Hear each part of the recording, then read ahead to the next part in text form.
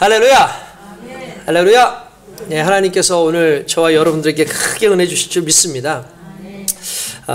최근에 미국이나 캐나다에서 메리 크리스마스라는 말 대신에 사용하고 있는 단어가 있는데 혹시 여러분들 뭔지 아십니까? 들어보셨을 거예요. 요즘에 해피 홀리데이스라는 말을 써요.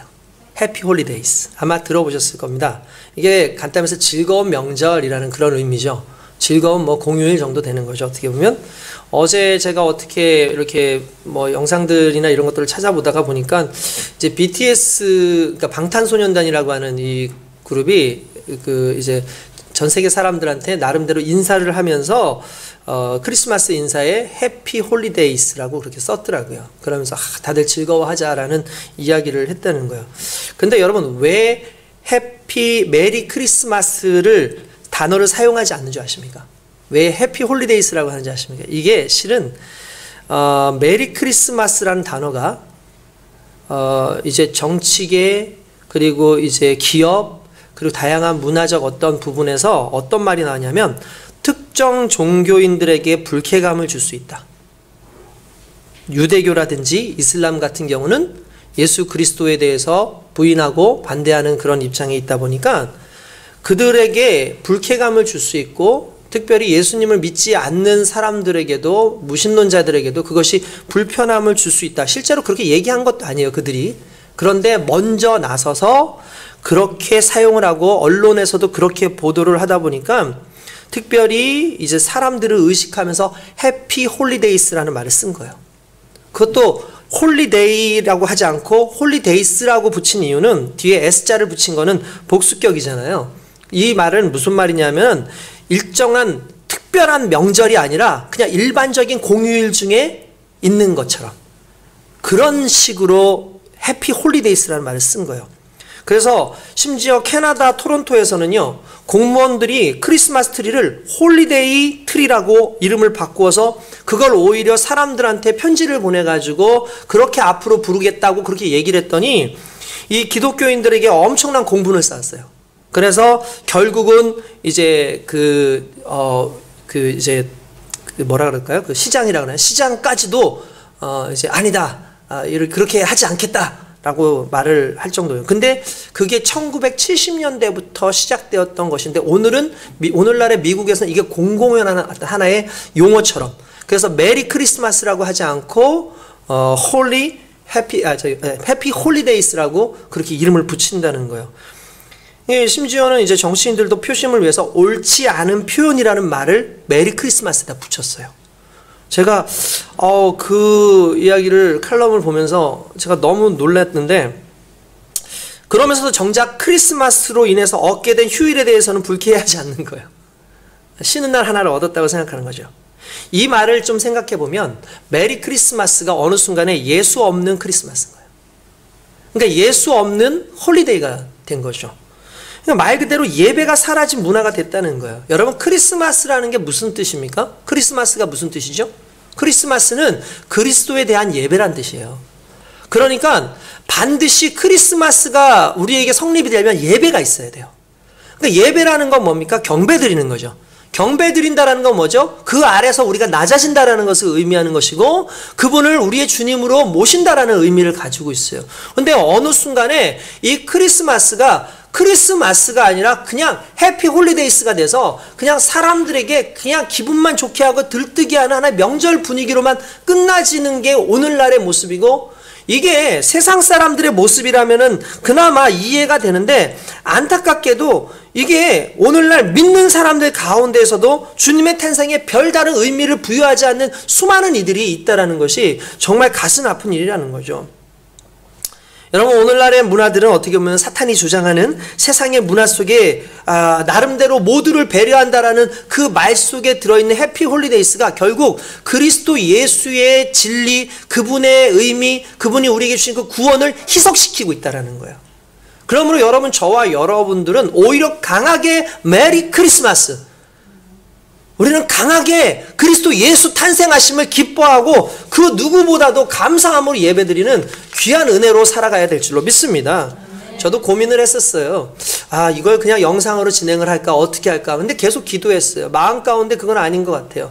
하나님께서 나름대로 주셨던 그 은혜의 그 어떤 마음은 하나님께 예배드리자는 거였어요. 이 놀라운 구원의 놀라운 역사를 예배드리지 않고서 어떻게 우리가 크리스마스라는 말을 할 수가 있을까?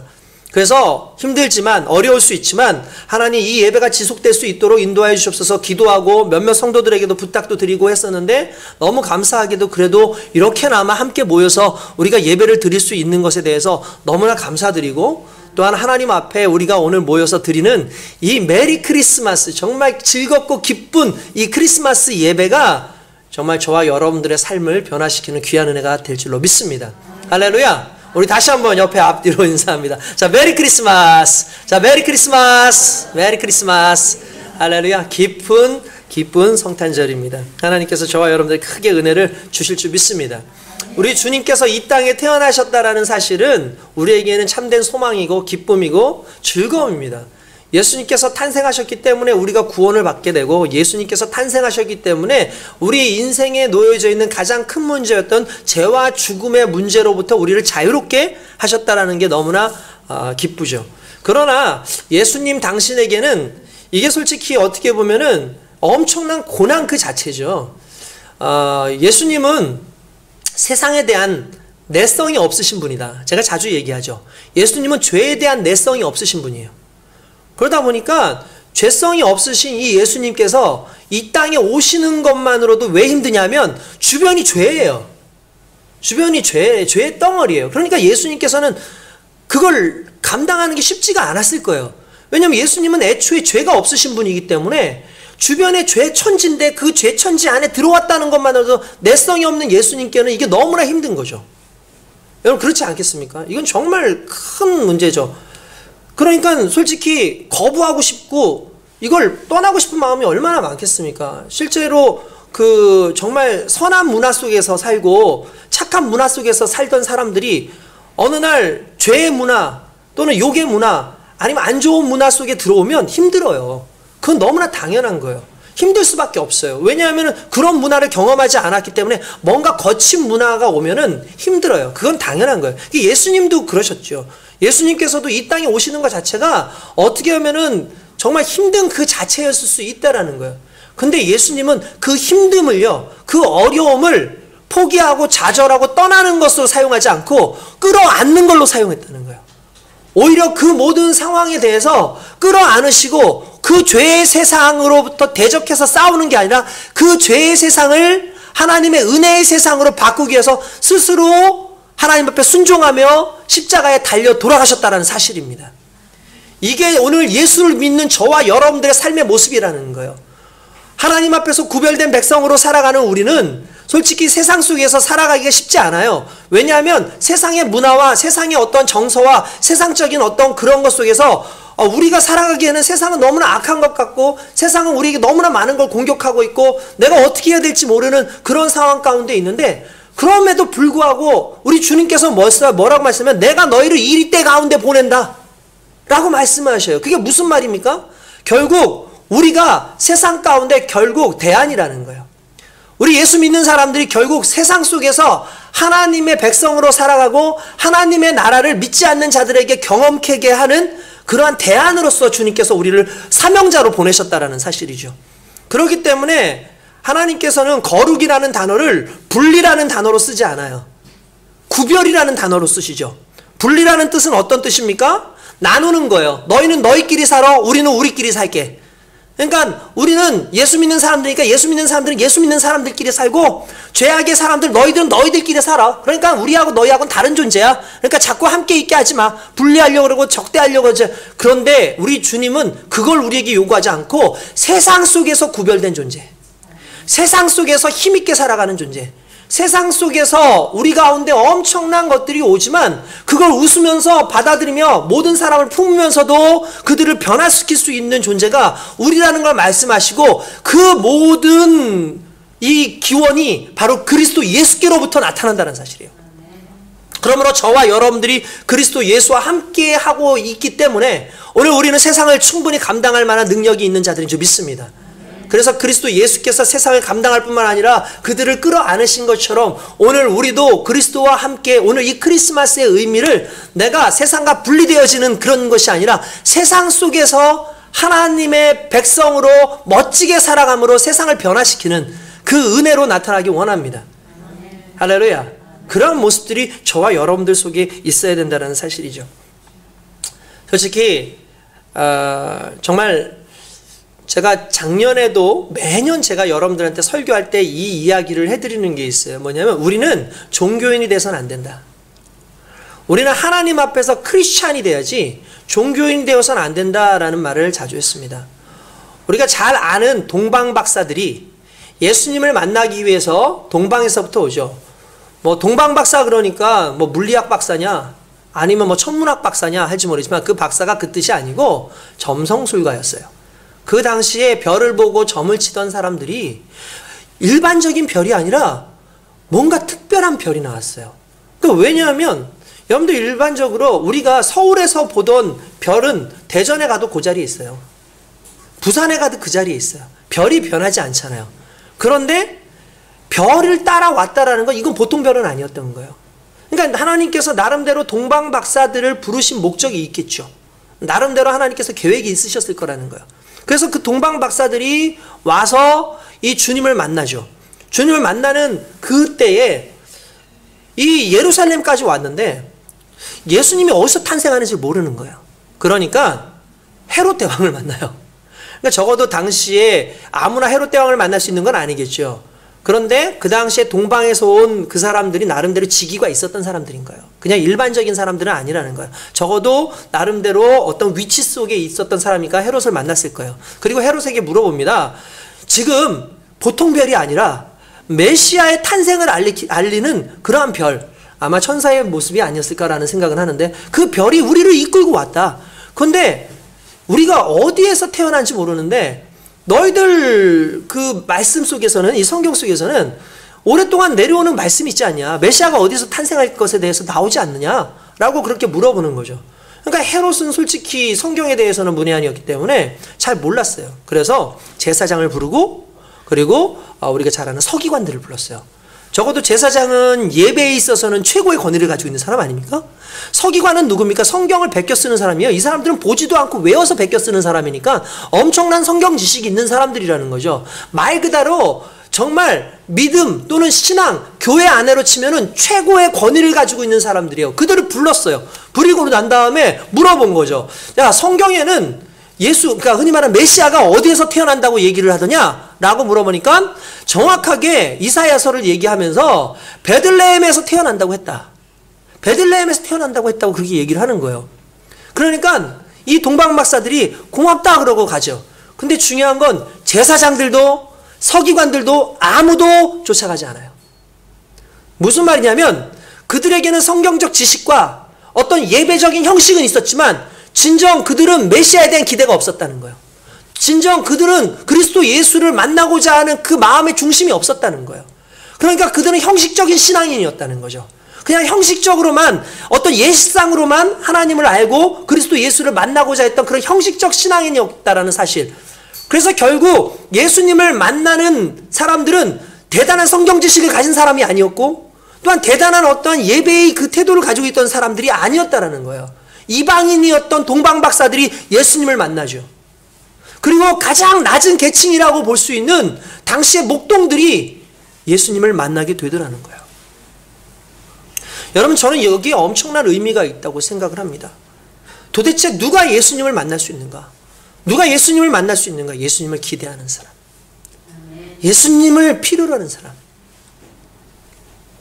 예수님을 간절히 만나고자 하는 사람들이 예수님을 만나게 되어 있어요. 동방 박사들은 어떤 상황인지 모르지만 그 메시아를 만나고 싶었어요. 이게 왜 의미가 있는 줄 아십니까? 동방 박사들이 와서 예수님을 경배하는 그 자체는 동방 박사 말 그대로 이방인이에요. 근데 예수님은 이 땅에 오실 때에 이스라엘 백성만을 위하신 분이 아니라 온 인류를 위해서 오셨고 이방인들을 위해서까지도 오신 예수님이었다는 거죠. 이 동방 박사의 의미는 어떻게 보면 이스라엘에 한정된 것이 아니라 믿지 않았던 수많은 이방인들까지 하나님께서 그들을 품으시기 위한 하나의 방법으로서 부르셨다고 저는 믿습니다. 그러니까 이게 너무나 중요한 부분이에요. 동방 박사들이 와서 예수님 앞에 황금과 유향과 모략을 드리죠. 맨날 이거 얘기하면 우리 친구들한테 자, 세 가지 선물 뭐야? 그러면 황금이요. 그리고 또 그 다음에 유황이요. 그러더라고요. 그 다음에 물약이요. 모략과 유향이죠. 예, 유황 드리면 예수님 죽어요. 예수님 감기 안 걸렸어요. 물약 가져올 필요 없어요. 황금과 모략은 뭐냐면 방부제예요. 실은 향으로도 쓰면서도 방부제였어요. 실은 여기서 나오는 그 모략의 의미가 뭐냐면 예수님의 장사 지냄이에요. 그러니까 동방 박사가 드린 그 모략은 당시에 상당히 값비싼 어떤 향수 같은 그런 개념이지만 실제로 사람이 죽을 때 미라를 만들 때 장사할 때 쓰이는 그게 모략이었어요. 그리고 예수님께 드린 유향이라는 건 당시에 사람들이 결혼할 때 지참하는 지참금 중에 여자들이 지참해야 되는 것은 뭐냐면 유향이었어요. 그래서 이 유향의 기름을 가지고 시집을 가요. 그래서 남편과 잠자리를 한다든지 이럴 때에 항상 씻고 나서 유향을 몸에 발라서 향기롭게 하는 신부가 단장돼야 되는 그런 부분이라는 거죠. 황금은 임금을 상징하는 것이고 모략은 그의 죽으심에 대해서 상징하는 것이고 또한 이 유향이라는 것은 내가 신부됨에 대해서 상징하는 것이 아니냐라고 오늘날 해석을 한다는 거예요. 결국 하나님 그리스도 예수를 나의 그러한 왕으로서 모시고 나의 신부로서 내가 신랑으로서 모시고 또한 그의 죽으심에 대해서 늘 생각하는 그러한 신앙의 모습이 그 세 가지 예물 속에 들어있다고 일반적으로 그렇게 이야기를 합니다. 이건 상당히 놀라운 상황인 거죠. 어쨌든 동방 박사들은 그 예수님을 만났어요. 그리고 그들만 만난 것이 아니라 목자들에게 천사들이 나타나서 예수님이 태어나셨다. 야, 너희 중에 구주가 나셨으니 그 그리스도 예수다. 가서 만나라 라고 얘기해서 그들이 기쁨 가운데 왔다는 거예요. 근데 여러분, 제가 전에도 한번 설교했는데 기억나십니까? 과연 그 목자들은 누군가? 그냥 일반적인 그냥 사람들이었을까? 그냥 그 동네에 그냥 양치기들 그런 사람들이었을까? 실은 그런 게 아니었어요. 성경에 보면은요, 이제 여러분들 기억하시나 모르겠는데 레갑의 자손이라는 말이 나와요. 레갑의 자손. 레갑의 자손들이라는 사람들이 나오는데 이게 뭐냐면은 이제 레갑이라고 하는 사람의 자손들이 있었는데 그 자손들에게 요나답이라고 하는 한 선조가 뭐라고 얘기하면은 아세라와 바알신을 섬기던 그런 문화 속에서 너희는 순결함을 지키고 너희는 믿음을 지켜서 너희는 이렇게 해라 하면서 준 게 뭐냐면 첫 번째가 포도주를 절대로 마시지 마라. 당시에 포도주의 개념은 어떤 개념이냐면 우상들에게 섬길 때 사용했던 그런 술이었단 말이에요. 그러니까 너희는 이 가나안 땅에서 나오는 그런 포도주 절대로 먹지 말고 두 번째 농사 짓지 말아라 라고 얘기를 했어요. 그리고 세 번째가 뭐냐면 장막에서 살아라. 무슨 말이냐면 옮겨 다니면서 살으라는 거예요.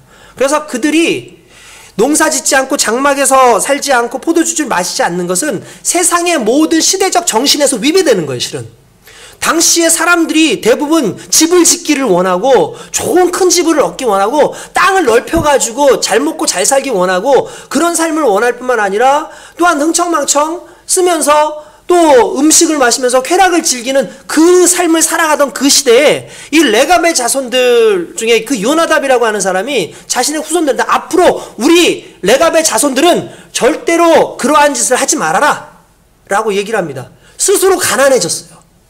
그리고 양을 치는 그런 유랑인들로 살아가는데 그들이 정말 얼마나 정말 낮게 하층민처럼 살았냐면은 나중에 이스라엘 백성들이 멸망했을 때 그래서 바벨론으로 끌려갈 때에도 얼마나 하찮은 존재였는지 끌고 가지도 않은 사람들이 바로 레갑의 자손들이었어요.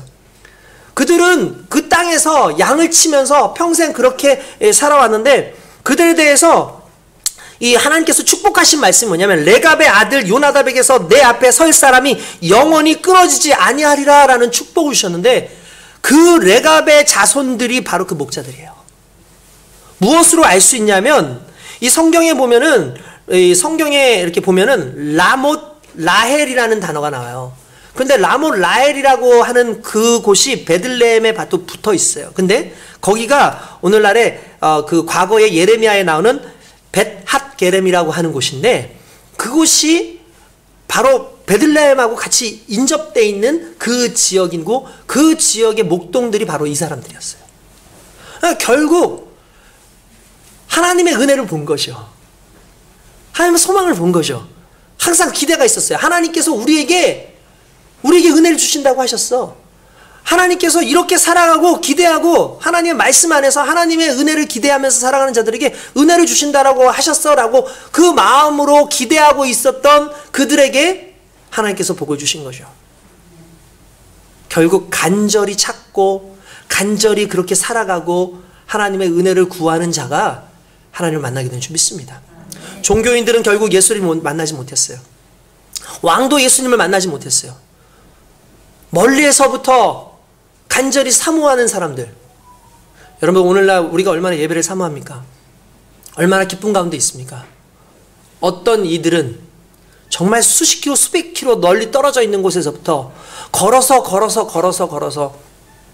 그렇게 몇 달, 몇 주를 걸쳐 가지고 와서 예수님께 한 번 예배를 드리기 위해서 오는 이들이 있는가 하면, 정말 근처에 있음에도 불구하고, 그렇게 멀리 떨어져 있지 못함에도 불구하고 이 예배가 너무 하찮고 이 예배가 그냥 경건의 어떤 모습으로 드러나지 않는 것처럼 느껴지는 수많은 크리스찬들이 오늘날 있다는 것이 정말 가슴 아픈 일인 거죠.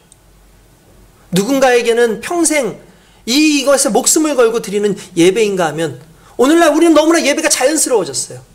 이런 자연스러운 예배 속에서 이 예배가 기쁨의 예배가 아니고 그냥 형식적인 예배로 있다는 것 자체가 너무나 가슴 아프고, 오늘 크리스마스라는 그 단어가 곧 그리스도에 대한 예배고, 그 그리스도에 대한 예배를 위해서 멀리서부터 왔던 그 동방박사의 그러한 정신과 오랜 세대를 거쳐가면서 지켜왔던 그 믿음을 지켜왔던 레갑의 자손들, 그 목자들처럼 정말 저와 여러분들도 그렇게 기대하는 마음으로 크리스마스를 바라보고 기대하는 마음으로 매주 주님을 예배하는 저와 여러분 될 수 있길 주님의 이름으로 축원드립니다. 정말 금을 구하듯이 은을 구하듯이 주님을 찾는 일을 만나주시는 예수님을 경험할 수 있길 주님의 이름으로 축원드립니다. 이렇게 크리스마스라든지 주일이라든지 말씀 또는 이제 우리 주변에 있는 수많은 것들을 감사함으로 계속해서 그렇게 구하는 사람들은 특징이 있어요. 뭐냐면 그들은 그 안에서 정말 귀중한 보물을 찾듯이 은혜 찾기를 원한다는 거예요. 제가 전에 읽었던 그 책에 보니까 그 목사님이 사시는 곳이 그 미국 댈러스 근교 호수인데, 이제 가장 아름다운 그게 거기에 보면은 이제 파썸 킹덤이라고 하는 호수가 있대요.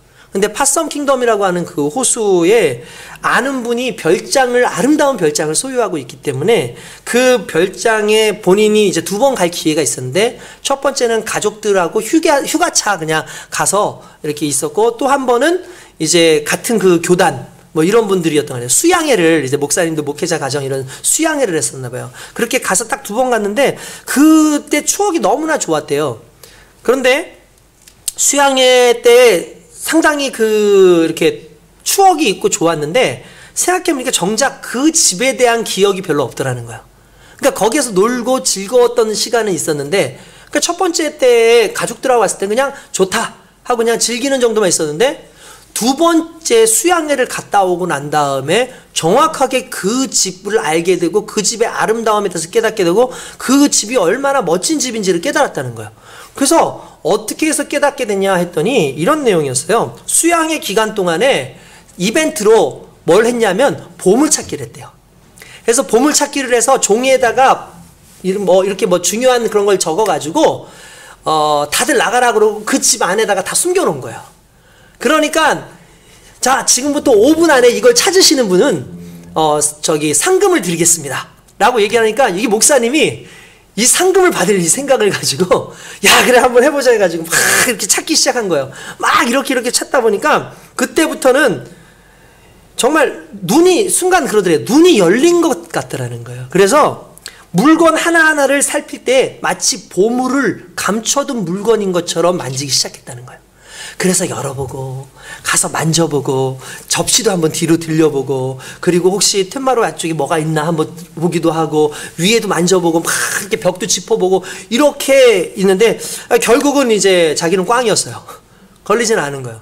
그런데 자기가 집에 돌아와가지고 있는데 수양회에서 다른 건 기억이 안 나는데 그 집이 너무 기억이 나더래요. 자기가 만졌던 그거, 보물을 찾고 싶어가지고 만졌던 하나하나 그 가구부터 해가지고 모든 게 머릿속에 다 들어오더라는 거야. 그래서 너무 그냥 있는 집이 아니라 이걸 만든 사람의 그 손길과 이걸 장식해 놓은 사람의 손길과 이런 모든 것이 한 번에 느껴지더라는 거예요. 그러면서 본인이 얘기하는 게 뭐냐면 금을 찾듯이, 보물을 찾듯이 내가 과연 하나님을 찾고 있는가. 주일 예배를 그 속에서 보물을 찾는 듯이 그 안에 보물이 있다고 숨겨졌다고 생각을 하면 주일 예배가 너무나 귀한 거예요. 크리스마스가 이날의 그 의미와 그날의 그 기쁨과 하나님의 영광이 그 속에 숨겨져 있다는 걸 알고 크리스마스 예배를 드리기 위해서 열심히 애쓰는 그 사람에게 크리스마스는 너무나 값진 보물 같은 거예요. 하나님의 말씀을 그냥 말씀으로 보는 게 아니라 그 속에 하나님의 진리가 있고 그 속에 보물이 있고 구원의 놀라운 역사가 있다는 걸 깨닫고 그걸 만지는 순간에 그 말씀은 너무나 귀한 것이 된다는 거죠. 저와 여러분들이 그러한 간절함으로 오늘 오고 그러한 간절함으로 매일 만나고 그런 간절함으로 주님을 구하는 인생 되길 주님의 이름으로 축원드립니다. 여러분, 주님이 왜 오셨습니까? 여러분, 주님은 그냥 오신 게 아니에요. 늘 말씀드리지만 하나님의 계획 속에서 모든 것이 움직여지고 있는 겁니다. 할렐루야. 그렇죠? 결국 하나님의 은혜는 우리를 위한 거예요. 예수님이 오신 목적, 예수님은 도대체 왜 오셨을까? 그냥 많은 사람들이 우리에게 희망을 주기 위해서 오셨다. 가난한 자를 불쌍히 여기셔서 오셨다. 그런 얘기 하면 안 돼. 맞아. 맞기는 맞아. 근데 그게 목적이 아니야. 예수님이 그냥 단순히 그냥 가난한 사람들을 위해서 오셨다면 그냥 많은 사람들한테 일 시켰겠죠. 다른 사람 보내도 됐겠죠. 그냥 병든 자를 낫는 데에만 목적이 있었다면 의사들을 더 많이 만드셨겠죠. 근데 주님은 그게 아니었다는 거예요. 오늘 마태복음 1장에 보면은 뭐라고 돼 있냐면은 21절에 이렇게 나와요. 아들을 낳으리니 이름을 예수라 하라. 이는 그가 자기 백성을 그들의 죄에서 구원할 자이심이라 하니라. 할렐루야. 결국 예수님께서 이 땅에 오신 목적 중에 가장 큰 건 구원이었다는 거예요. 결국 그의 백성을 구원하시고 그의 백성으로 하여금 더 이상 죄의 문제, 사망의 문제에 얽매여서 그렇게 종된 자로 살아가는 것이 아니라 그리스도 예수 안에서 진정한 구원을 얻고 진정한 생명을 얻어서 하나님의 백성으로 인정받는 것 뿐만 아니라 저 영원한 천국을 소유하는 데 있다라는 거예요. 우리 주님을 너무 감상적으로 생각해요. 세상에 있는 무슨 4대 성인 이런 식으로 생각하면 안 된다는 거예요. 우리는 주님을 우리 스스로가 잘못 생각하고 있는 거예요. 자꾸 지엽적인 그런 문제에 예수님을 갖다 대입을 시키니까 결국 지엽적인 문제가 해결되지 않으면 예수님도 없는 거란 말이에요. 돈의 문제에 자꾸 예수님을 갖다 넣어요. 그럼 돈을 못 보면 예수님은 아닌 거냐고요. 건강의 문제에 자꾸 예수님을 대입시켜요. 그럼 건강이 사라지면 예수님은 없는 겁니까? 권력이 사라지고 여러 가지 상황들이 사라지고 관계가 사람들하고 끊어졌다고 해서 그럼 예수님이 없는 게 그렇지 않다라는 거예요. 그럼에도 불구하고 예수님이 영원히 사라지지 않고 우리 가운데 이루시는 한 가지는 우리로 하여금 죄의 문제에서부터 구원하셨다는 사실이죠. 이걸 믿고 살아가는 사람들이 하나님의 백성이고 그걸 믿고 살아가는 사람들이 결국 크리스마스로 인정하는 사람들인 거예요. 오늘 저와 여러분들이 오늘 그리스도 예수 안에서 주님께서 오신 목적은 뭐니 해도 결국 우리를 죄에서 구원하신 하나님입니다. 예수라는 뜻이 뭡니까? 구원자라는 뜻입니다. 메시아에게만 주어지는 그 구원자라는 그 이름이 결국 모든 사람들에게서 올 수 있는 게 아니라 유일하신 한 하나님에게서 오시는데 그분이 바로 예수님이시죠. 영이신 하나님이 육신으로 오셨다는 것 자체가 엄청난 사건인 거예요. 이건 사람이 개미가 되는 것보다 더 대단한 문제인 거예요. 질적으로 달라요. 질적으로. 오직 질적으로 달랐으면 성경에 끊임없이 나오는 게 뭡니까? 하나님은 하늘에 계시고 우리는 땅에 있습니다. 이게 무슨 의미예요? 질적 차이가 엄청나다는 거예요. 하나님은 창조주시고 우린 피조물입니다. 그 질적 차이가 엄청나다라는 거예요. 그런데 하나님이 피조물이 되셨어요. 스스로 낮아지신 거죠. 왜 예수님께서 마구간에 오셨겠습니까? 말 그대로 사람 취급도 못 받은 거죠. 인간 취급도 못 받은 거예요. 말들하고 자라 이거죠. 요람이 없어가지고 구유에 놓인 거 아닙니까? 무슨 말인지 아십니까? 간단하게 말해서 예수님의 구원은 가장 낮은 사람에게까지도, 가장 별 볼 일 없는 사람에게까지도 주어지는 구원의 놀라운 역사라는 거예요. 그래서 가장 낮게 오신 거예요. 놀라운 사실입니다. 예수님의 그 구원의 놀라운 역사가 은혜인 거죠. 여러분, 세상의 구원은요, 어떻게 될까? 왜 세상이 멸망하는 줄 아십니까? 세상이 멸망하는 이유는 전에도 말씀드렸던 것 같은데, 소돔과 고모라가 멸망한 이유가 뭐죠? 많은 사람들이 소돔과 고모라가 멸망한 이유는 그들이 동성애, 그쵸, 거기 나오죠. 아예 그냥 그들은 동성애가 심했어요. 하나님께서 싫어하시는데 그 동성애를 통해서, 그리고 또 그들은 죄를 많이 졌기 때문에, 그들은 악해서 그들이 멸망했다, 하나님께서 그래서 그들을 심판했다라고 얘기를 하지 않습니까? 근데요, 그건 표면적 이유고 진짜 이유는 의인 10명이 없었어요. 문제는 죄인이 많아서가 아니라 의인 10명이 없었다는 거예요.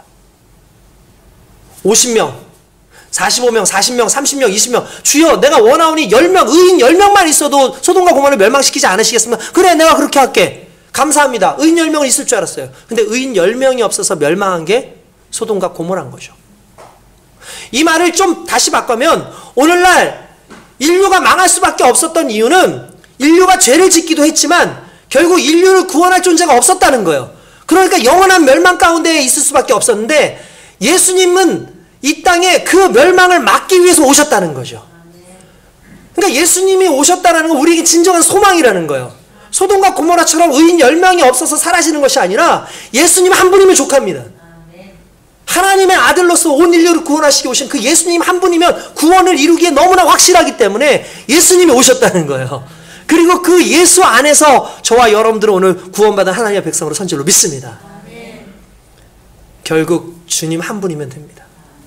수많은 죄의 문제가 중요한 게 아니에요. 내가 얼마나 죄를 많이 졌냐, 내가 얼마나 나쁜 사람이냐, 내가 얼마나 죄인이냐의 문제가 아니라 나를 구원하신 예수님 한 분을 내가 붙잡았느냐, 그분이 내 인생에 있느냐가 가장 중요한데, 오늘의 크리스마스는 결국 그 그리스도 예수를 만나는 시간이라는 거죠. 저와 여러분들에게 그러한 은혜가 있기 원합니다. 주님 오신 것은 우리를 구원하기 위해서 오신 거예요. 그러면 주님은 그냥 구원하시는 것만으로 끝나실까? 그렇지 않다는 거예요. 여러분, 이 땅에 살면서 인간들이 갖는 트라우마 중에서 가장 큰 트라우마가 뭘까? 심지어 나의 인성이나 또는 나의 성격 또는 내가 살아가는 어떤 삶의 패턴까지도 바꿔버릴 수 있는 그 심리적인 요소나 어떤 그런 요소가 뭘까? 권수영 교수님이라고 연세대학교 그 심리학 담당하시는 그런 상담 담당하시는 그런 기독교 상담이겠죠. 교수님이 있어요. 그분이 한번 나와서 강의하는 걸 들었습니다. 근데 그분이 그런 얘기를 해줘요. 어떤 분이 있는데 이분은 사회적으로도 명망도 높고 나름대로 위치도 있으신 분인 거예요. 근데 사회적 명망도 있고 위치도 있는데 이분이 잘 살고 나름대로 돈도 많이 벌었고 자녀들한테도 이렇게 가족들에게도 잘 해줬던 분인데, 이분이 분노 조절 장애가 있었어요. 그래서 분노가 얼마나 많은지 운전을 하다가 이분이 보복의 대가야. 왜? 운전을 하다가 누가 조금만 새치기를 하면 그걸 못 참는 거예요. 막 쫓아가가지고 심지어 휴게소까지 가가지고 그 사람하고 주먹 다짐을 하기도 하고 막 욕설을 하기도 하고 막 그랬다는 거예요. 그래서 벌금도 낸 적 있고 심지어 감옥에도 갇힌 적이 있었대요. 그러니까 그런 분이었다는 거예요. 그러니까 아내가 이 모습을 보니까 너무 답답하잖아. 그래서 나 당신하고 도저히 못 살겠다. 난 당신하고 이혼하겠다. 난 당신하고 도저히 못 살겠다라고 얘기를 한 거예요. 그러니까 내가 헤어지기 전에 그러면 당신 한번 심리치료를 한번 받아봐라. 상담치료를 한번 받아봐라. 라고 얘기해서 이분을 찾아가셨다는 거예요. 상담치료를 받는데 이제 어떻게 됐냐면 자기가 어렸을 때 얘기를 해주는데 계속 상담을 하다 보니까 여러분도 아시길 거예요. 상담을 하면은 그냥 그 순간만 상담하지 않고 그 사람의 그 어렸을 때부터 상담을 해요. 그리고 심지어 그 사람의 주변 환경까지도 다 상담을 해요. 계속 상담을 해가지고 알아낸 사실인데 그분이 이렇게 얘기를 했어요. 내 안에 잊혀지지 않는 공포가 있었다. 그게 뭐냐면 어린 시절에 어머니가 밖에 다닐 때 자기를 문에 묶어놓고 가버린 거예요. 그 어린아이가 얼마나 놀랐겠습니까? 엄청난 공포인데 그게 한두 번이 아니었던 거예요. 어렸을 때 항상 그런 식이었다는 거예요. 그러다가 또 어느 날은 자기가 너무 어렸을 때 한 7살 정도 됐는데 말을 너무 안 들으니까 외삼촌이 한테 야! 그것도 엄마가 저 녀석 너무 말 안 들으니까 네가 좀 혼 좀 내줘라 라고 얘기한 거예요. 그랬더니 이 외삼촌이 너무 무식한 사람인 거야. 얘를 7살짜리 애를 흙탕물에 집어넣고 숨이 멎을 전까지 애를 막 집어넣는 거예요. 그리고 꺼낸 거야. 그 공포와 자기를 아무도 도와주지 않고 했다는 어떤 그 감정이 항상 자기를 지배하고 있는데 그게 어떤 감정하고 나오냐면 무시당한 감정으로 나오는 거예요. 그러니까 자기는 버려진 거예요, 실은. 버려진 감정이 무시당한 감정으로 오니까 어느 순간에 옆에 사람 치고 가면 내가 무시당했다라는 그 감정이 올라오는데 이 감정이 내가 무시당했다라고 생각을 하면 내가 나약해지니까 오히려 폭발하는 감정으로 나가서 그 무시당함을 오히려 이렇게 좀 뒤집으려고 했던 마음이 항상 있었던 거예요. 그러니까 항상 그게 있었어요. 버려진 것에 대한 두려움이 있었어요. 자녀들이 어땠겠습니까? 집에 딱 들어가면 아버지가 오면 자녀들이 엄마하고 막 묻고 얘기하다 그냥 쓱 들어가는 거야. 그럼 아버지가 화가 나죠. 니들도 날 무시해? 나와! 그러잖아요. 나온 다음에 팍 뭐라 그러는데 심지어 아들한테는 손찌검까지 했다는 거야. 팍 불러서 매질도 하고 상담 선생님하고 서로 얘기를 하다가 나중에 그런 얘기를 했다는 거야. 자녀에게 사과하시라고 그렇게 할 수 있겠냐고 얘기를 합니다. 근데 이 아버지가 사과하겠습니다. 뭐 한번 해볼게요. 아들 불러놓고 딸 불러놓고 이렇게 얘기하면 야 내가 미안하다. 내가 널 때렸지? 많이 때린 것 같은데 미안하다. 근데 우리 딸은 다 그렇게 맞고 자랐어. 이렇게 얘기하는 거야. 솔직히 말해서 내가 얼마나 너희들 잘해주냐. 너 가외도 시켜주고 해서 지금 좋은 대학 들어간 거 다 아빠 탓 아니냐. 덕 아니냐. 막 그렇게 얘기를 했는 거야. 그러니까 애들이 갑자기 이거 뭐지? 이러더니 알겠습니다 하고 가우뚱거리더니 그냥 방으로 들어가더라는 거야. 그래서 상담사 선생님 앞에 와가지고 제가 사과했습니다 라고 얘기하니까 아 그래요? 그러니까 애들이 어땠나요? 그러니까 아 글쎄요 별로 안 좋아하는 것 같은데요. 이렇게 얘기를 하잖아요. 그래서 어떻게 얘기했냐 했더니 이렇게 얘기했다니까 자기 이야기를 하셔야죠. 정말 자기 속에 있었던 그 아픔에 대해서도 얘기를 하셔야죠. 근데 잘 못할 것 같아요. 도저히 못할 것 같아요. 내 안에 있는 감정을 얘기하는데 그걸 못할 것 같아요. 어린 시절의 이야기를 아이들한테 하라고요? 저 못할 것 같은데요? 시도해보세요. 한번 시도해보세요. 여러 번, 두세 번 시도합니다. 그리고 5번쯤 되었을 때 자녀들에게 턴합니다. 아빠가 어렸을 때 참 무서웠어. 아빠가 버려졌었어. 너무 무서웠어. 참 사랑받고 싶었는데 제대로 된 사랑을 못 받았던 것 같다. 난 정말 외로웠어 하면서 눈물을 흘리기 시작을 해요. 그 아들이 그걸 보더니 갑자기 눈물을 같이 펑 보면서 아빠보다도 더 대성통감으로 아버지를 끌어안는 거예요. 한참을 붙들고 울었어요. 그러면서 회복이 조금씩 되기 시작한 거예요. 군대 가기 전에 아들이 군대 전에 아들이랑 여행을 가기로 했습니다. 처음 가는 여행이었어요. 그래서 그 아들이 아빠한테 그래서 이제 같이 둘만 단둘이 있는데 그 아들이 처음으로 이런 얘기야. 아빠 나 한 번도 못한 이야기인데 사실 아빠 나 중학교 다닐 때 나 자살하려고 했어. 아빠 때문에. 난 그때 아빠가 너무 힘들었어. 항상 아버지한테 무시당하는 것 같고 내가 아버지한테 버림받은 것 같았어. 난 그래서 더 이상 살고 싶지가 않았었어. 그 이야기를 듣는 아버지가 펑펑 울면서 아들을 끌어안고 아빠가 여기 있어. 미안해. 아빠 곁에 항상 내가 있어. 서로 끌어안고 그렇게 우는 거야. 그런 식으로 조금씩 회복이 됐던 거죠. 어렸을 때 버려졌던 그 기억이 평생을 붙잡고 살고 자신의 인격이나 트라우마가 돼가지고 삶을 망가뜨리는 그런 일을 하는 거예요. 회복이 있어요. 여러분 버려진 기억들 여러분도 있으십니까?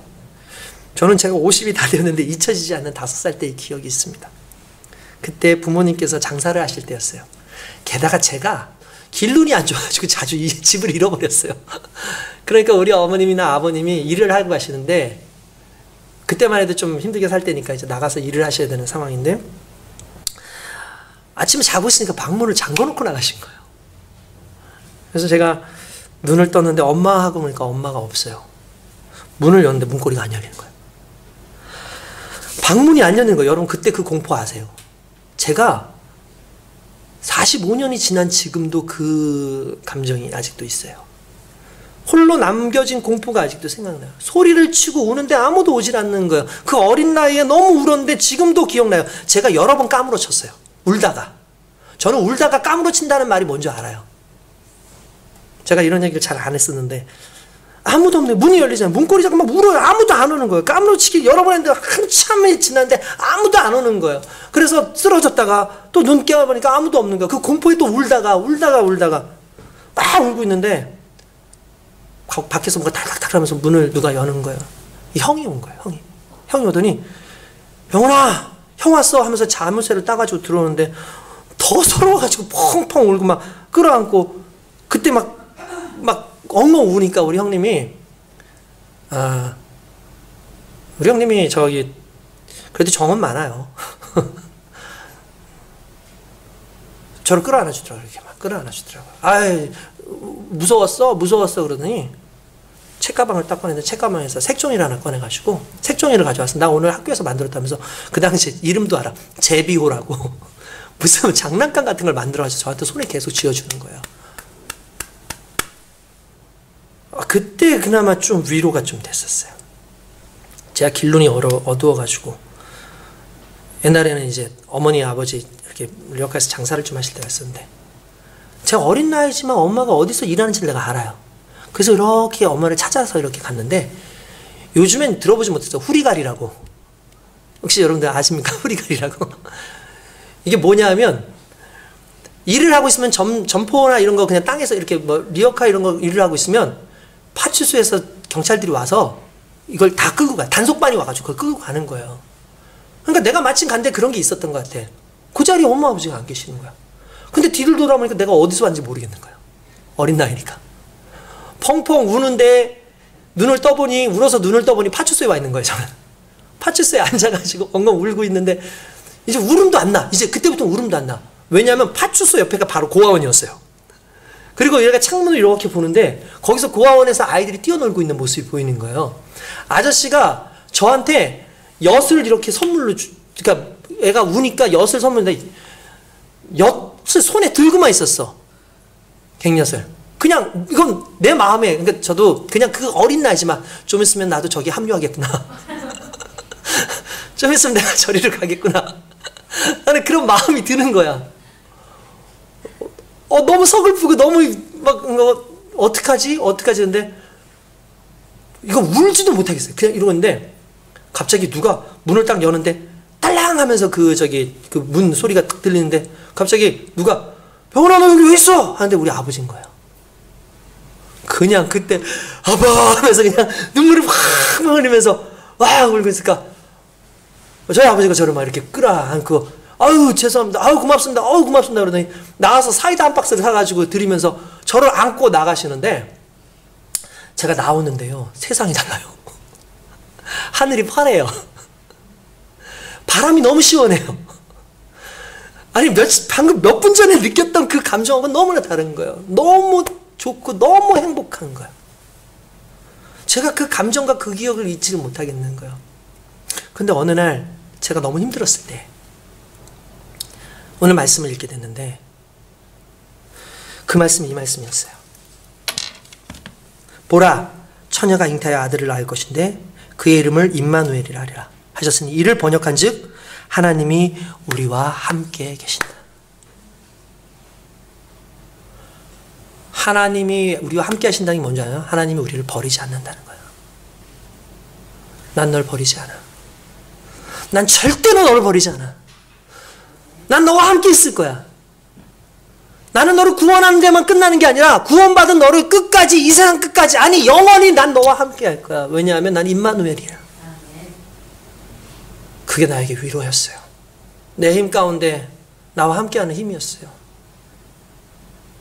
정말 힘들 때 우리 권사님이 항상 함께 계셔주셨고 정말 힘들 때 우리 가족들이 함께 있었고 그런데 진짜 나 홀로 외로워가지고 정말 아무런 것도 없이 버려진 것처럼 느껴지는 그때 하나님이 나는 너희와 함께하고 있어. 난 너와 함께하고 있어라는 그 말씀을 주시는 순간에 모든 것이 다 눈 녹듯이 녹더라고요. 위로함을 얻었어요. 마음의 평안을 얻었어요. 그리고 느끼게 됐죠. 아, 우리 주님은 좋으신 하나님이다. 인간을 홀로 두지 않기 위해서 인간이 돼서 인간을 끌어안으신 하나님. 결국 그 안에서 우리의 삶을 변화시키시고 우리에게 은혜를 주시는 그 하나님. 너무 감사하지 않습니까? 너무나 위대하지 않습니까? 그러면서 세심하게 우리를 살피시는 그 하나님을 정말 너무 감사해요. 우리 하나님은요, 우리를요, 막 이렇게 저렇게 막 움직이시는 하나님이 아니에요. 말이 없지만 우리를 조용히 따라오시는, 함께 하시는. 며칠 전이었어요. 건널목을 이렇게, 제가 이렇게 위쪽, 뒤로 이렇게 고속도로 쪽으로 해가지고 이렇게 밑으로 내려오고 있는데, 이렇게 내려오는데 이제 신호등이 딱 걸린 거예요. 신호등이 이렇게 걸려가지고 있는데, 신호등이 깜빡깜빡깜빡해요. 파란불이 깜빡깜빡 한다는 건 뭐죠? 이제 신호가 곧 끝나간다는 거죠. 그런데 어떤 할머니가 그때서 건너는 거예요. 나는 빨리 가야 되는데 얼마나 마음이 급합니까? 아유, 할머니 보니까 걸음도 느려. 천천히 걷고 계시는 거야. 그냥 말 그대로 속이 타죠.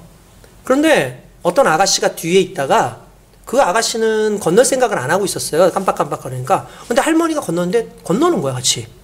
근데 그 아가씨가 그 할머니보다 앞서지도 않고 그 할머니 뒤에서 계속 걷는 거예요. 이렇게 살살. 그러니까 저는 저 소녀딸인가? 소녀딸인가 보다 이렇게 생각을 했는데 끝나고 나니까 할머니 일로 올라가고 그 아가씨는 일로 가더라고. 전혀 아무도 아닌 거였어요. 근데 그 아가씨가 할머니를 보호하는 거예요. 이 할머니가 천천히 가고 있는데 빨간불 들어오면 사람도 빵빵 누르겠죠. 막 난리치겠죠. 근데 한 명이면 그런데 사람이 다수면 또 달라지는 거 아시죠? 두 명이 함께 이렇게 가고 있으니까 사람들이 아무렇지 않게 그냥 좀 기다려주는 거예요. 계속 그냥 기다려주더니 가더니 이쪽 가고 이쪽 가는 거야. 아, 다른 사람이었구나 라는 생각이 들더라고요. 근데 그 순간에 네 집 딸인지 모르겠지만 참 선하다. 자기는 건너갈 생각이 없었는데 그 할머니가 위험할까봐 뒤에서 계속 쫓아가 주는 거예요. 이렇게 쫓아주고 가는 대로 가는데, 만약에 우리 같았으면, 내가 만약에 그 앞에 있었으면, 아니면 뒤에 있었으면 할머니 가지 마세요, 일로 오세요 했거나, 아니면 앞에서 이랬을 거야. 할머니 빨리 오세요, 빨리요, 빨리 가세요, 빨리 가세요, 이렇게 얘기했을 거예요. 근데 여러분, 빨리 갈 수 있어요, 빨리 가지. 우리는 인생 살면서 그럴 때가 있어요. 사람들한테 독촉해요, 강요해요. 왜 못하냐 그러고 빨리 가라고. 근데 못하는 거예요, 말 그대로. 우리 인생이 구원받을 수 있는 능력이 없는 거예요. 하나님 앞에 온전히 이렇게 빨리 갈 수 있는 능력이 없는 거예요. 근데 그때마다 하나님은 빨리 와! 뭐 하고 있어? 주변의 성도들은 거룩해서 왜 그렇게 못 살아? 왜 이렇게 살아? 라고 하는데 우리 하나님은요, 우리 예수님은 그냥 함께 오세요. 그리고 보호하시는 거예요. 저는 그 순간에 임마누엘의 하나님을 느꼈어요.